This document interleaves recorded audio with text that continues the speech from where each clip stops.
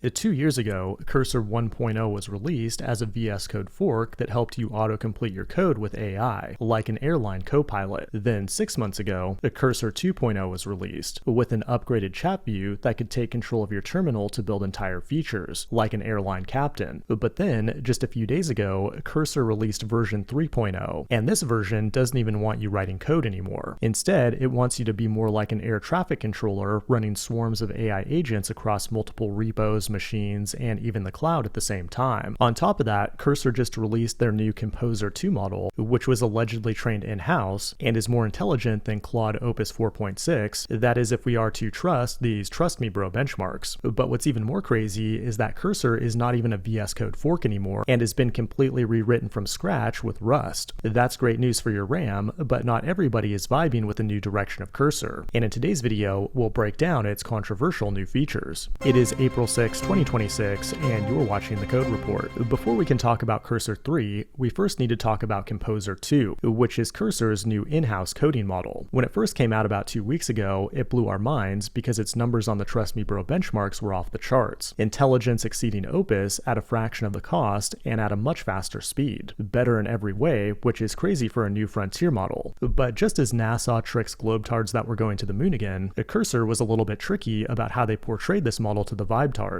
What they initially failed to tell us is that Composer 2 is in fact based on Moonshot's Kimi K2 model, and we only realized that after someone found its model ID in Composer's metadata and posted it on Twitter. That's kind of funny because Kimi itself has been accused of training on Claude's outputs because it will occasionally say, "Hi, I'm Claude." Cursor later apologized for not being transparent, and even though it is just Kimi with some really good reinforcement learning, they released a full technical report on how they did it. But none of this drama really matters, because a model that's smart, fast, and cheap is going to be extremely valuable in the zero-code future of programming. But to optimize the shift from code to agents, they completely rewrote the new interface in Rust and TypeScript. To be clear, the old antique VS Code editor is still there, but this new interface is more about managing agents, so you can almost entirely ignore your code base. Because coding agents are getting so good. It's a home for your agents, and it combines the power of a professional development environment, language servers, files, remote SSH, with all of the models, and the ability to run as many agents as you want, anywhere. Many have criticized this as being too similar to OpenAI Codex, but now let's find out how it works in a real-world project. After I introduced Horse Tinder a few weeks ago, venture capitalists have been stampeding to fund it, but now I need an actual prototype. Coding it by hand would take months, vibe coding it would take weeks, but with a swarm of agents, I can bang it out by the end of this video. I'm starting with a fresh project, and the first thing I might want to do is enter plan mode to have it work out a basic architecture. While it's doing that though, I can do other stuff in the background, like maybe I want to have it start working on a separate landing page for marketing, or maybe I want to SSH into a cloud server and have it do remote work on my server, or maybe I just want to switch to an entirely different project and spin up an agent there. Well, I can do that all seamlessly and work with multiple agents in parallel directly from this window. We can monitor the status of each agent, and when we get a yellow dot, it means we need some extra human input,